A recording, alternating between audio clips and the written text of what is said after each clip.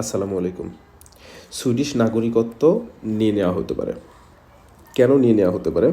মনে করেন আপনার দ্বৈত নাগরিকত্ব আছে এবং আপনি ভুল ইনফরমেশন দিয়ে দ্বৈত নাগরিকত্ব পাইছেন, অথবা আপনি নাগরিকত্ব পাওয়ার আগে অথবা পরে আপনি বড় লেভেলের কোনো ক্রাইমের সাথে জড়িত আছেন, তাহলে আপনার নাগরিকত্ব নিয়ে নেবে।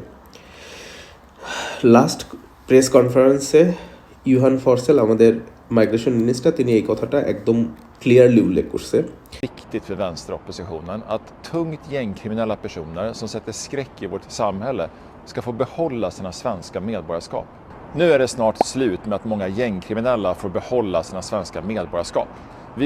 যদি আপনি এই দেশের নাগরিক হয়ে থাকেন এবং দ্বৈত নাগরিকত্ব আছে, আপনার সন্তানও আপনি আপনার মাধ্যমে নাগরিকত্ব পাইছে, আপনি যদি এই দুইটা লেভেলে যদি আপনি থাকেন যে ভুল ইনফরমেশন দিয়ে নাগরিকত্ব পাইছেন এবং অথবা আপনি এখানে কোনো বড় লেভেলে ক্রাইম করছেন, তাহলে আপনার নাগরিকত্ব নিয়ে নেওয়া হবে এবং আপনার 18 বছরের নিচে সন্তানের নাগরিকত্বও বাতিল করা হবে।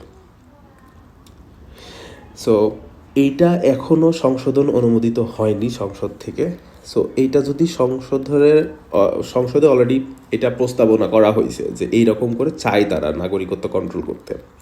সো যদি এটা পাস হয় তাহলে 2028 সালের জানুয়ারির 1 তারিখ থেকে এটা পাস হয়ে যাবে এবং এটা অলরেডি শুরু করে দেবে ওরা বের করা। সো আপনার জানার মধ্যে কি এরকম কেউ আছে কোথাও, বা আপনি আপনার পরিচিত সবাইকে জানাই দেন যে সুইডেন ক্রাইমের জন্য না। ধন্যবাদ।